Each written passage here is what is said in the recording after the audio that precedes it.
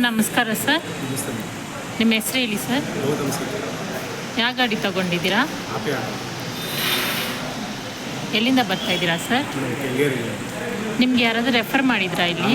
Friend ಮಾಡಿದ್ರು. Okay sir. ಎಷ್ಟು down payment ಮಾಡಿದ್ರಿ? ಮೇಡಮ್ 20,000. ಓಕೆ.